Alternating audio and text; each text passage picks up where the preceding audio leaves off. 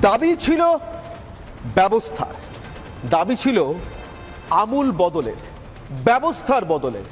কিন্তু মুখ্যমন্ত্রী মমতা বন্দ্যোপাধ্যায়ের জুনিয়র চিকিৎসকদের সঙ্গে নানা টালবাহানার পর শেষমেশ যে বৈঠকটা হলো, যে বৈঠকের সাংবাদিক বৈঠকে যে বৈঠকের ফলটা জানা গেল মধ্যরাতে, প্রায় মধ্যরাত পর্যন্ত অপেক্ষা করার পর, সেই বৈঠকের শেষে 5টা দাবির মধ্যে 4টে দাবি পূরণ করে দিয়েছি বললেন শুধু স্বাস্থ্য সচিবকে সরায়নি।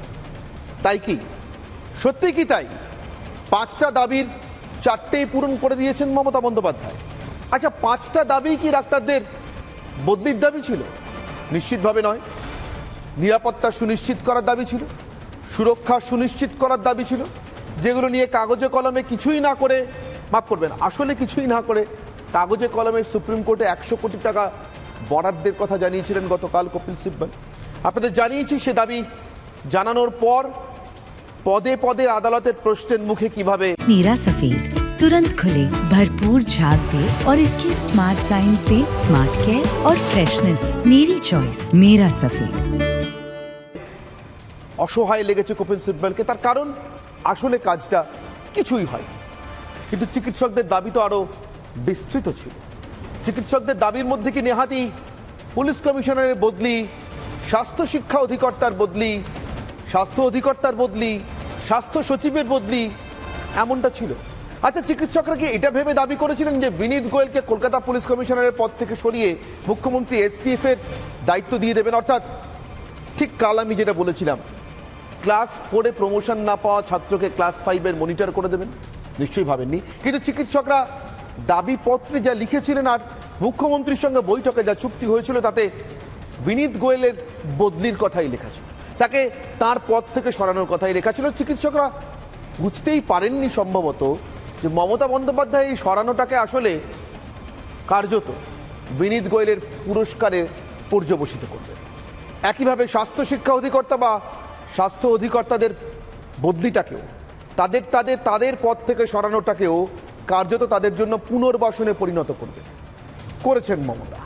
কিন্তু তাতে অভয়ার বিচার পাওয়াটা কি আর একটু সুচারু হলো, আর একটু সুনিশ্চিত হলো? প্রশ্নটা এইখানে।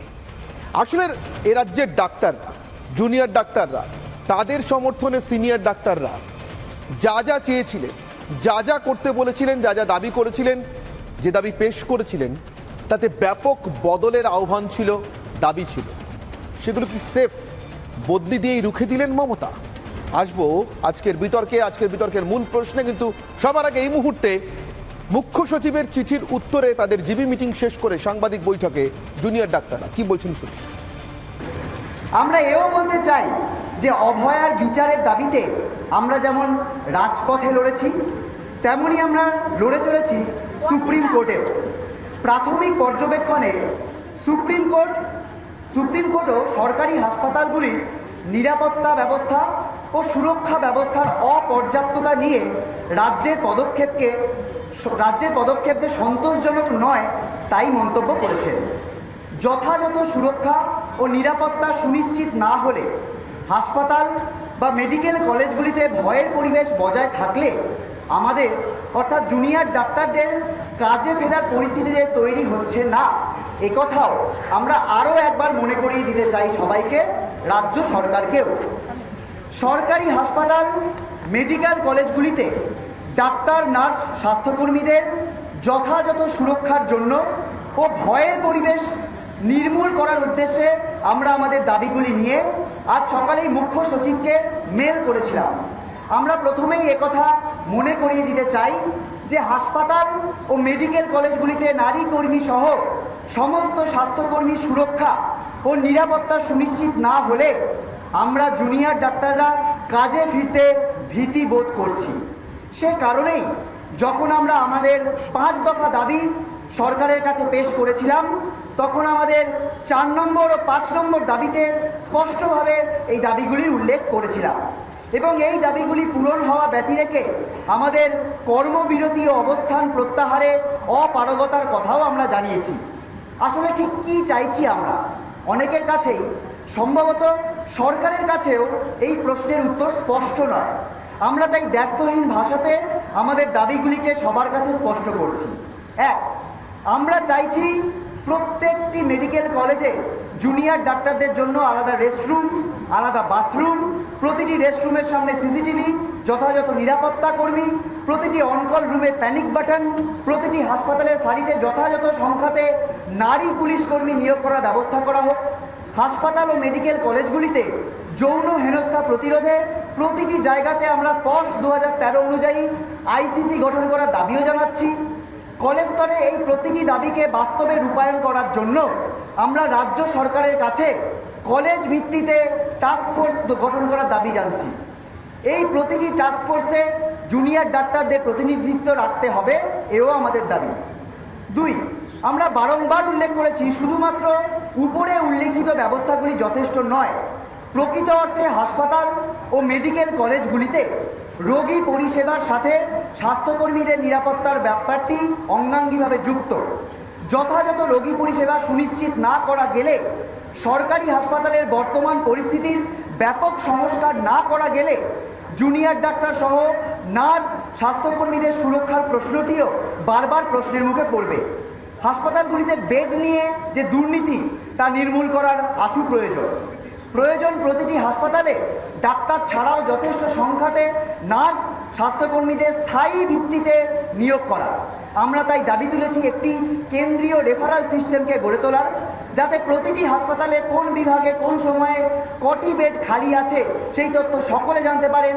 রোগীদের হয়রানি বন্ধ করা যায়, যাতে নির্মূল করা যায় হাসপাতালে ভর্তি হওয়া নিয়ে গড়ে ওঠা দালাল চক্রগুলিকে। আমরা দাবি করছি প্রতিটি মেডিকেল কলেজ, জেলা হাসপাতাল ও প্রাথমিক স্বাস্থ্যকেন্দ্রগুলিতে যথাযথ পরিমাণে কর্মী নিয়োগ করতে হবে।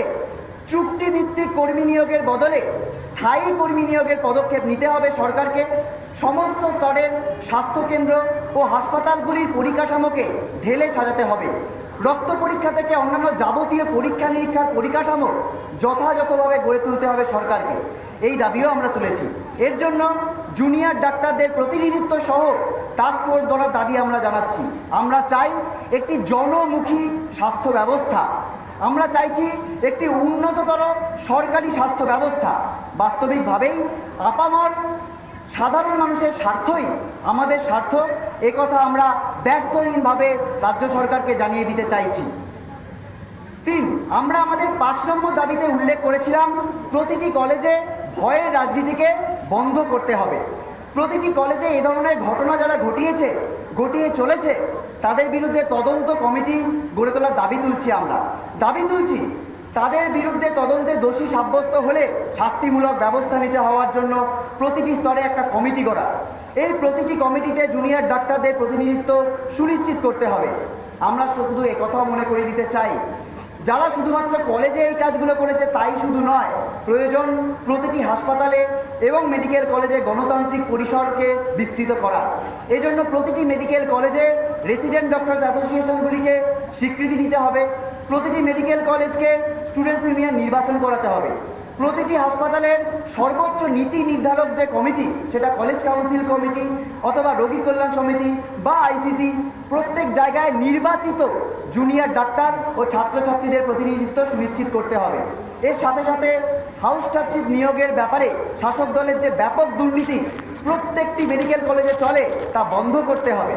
আমরা দাবি তুলছি স্বচ্ছ প্রক্রিয়াতে স্বাস্থ্য ভবন থেকে স্বাস্থ্যকর্মী, নার্স, ডাক্তার নিয়োগ প্রক্রিয়া চালাতে হবে। বর্তমানে এই নিয়োগ প্রক্রিয়াতে যে দুর্নীতি ও স্বজন পোষণ চলে অবিলম্বে তা বন্ধ করতে হবে। এই দাবিগুলিকে সামনে রেখে আমরা জুনিয়র ডাক্তাররা আমাদের আন্দোলন চালিয়ে যাচ্ছি। আমরা আশা রাখছি আলোচনার মাধ্যমে সরকারের সদর্থক পদক্ষেপের, আমাদের উপরিল্লিখিত যে দাবিগুলির ভিত্তিতে সরকারের দিক থেকে সুনির্দিষ্ট লিখিত প্রতিশ্রুতি ব্যতি রেখে আমরা স্বাস্থ্য ভবনের সামনে অবস্থান ও কর্মবিরতির প্রশ্নে কোনো পদক্ষেপ এখনই নিতে পারছি না, একথা আমরা সরকারকে স্পষ্ট ভাষায় জানিয়ে দিতে চাইছি।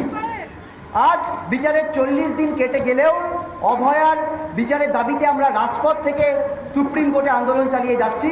আমাদের সহকর্মিনীর বিচার আমরা ছিনিয়ে আনবই। আপামর জনসাধারণের কাছে এই আমাদের প্রতিশ্রুতি। তাই জন্য আমরা আম জনসাধারণের কাছে আমরা দাবি করছি এই আন্দোলনকে আরও তীব্রতর করে তুলুন। ধন্যবাদ। জাস্টিস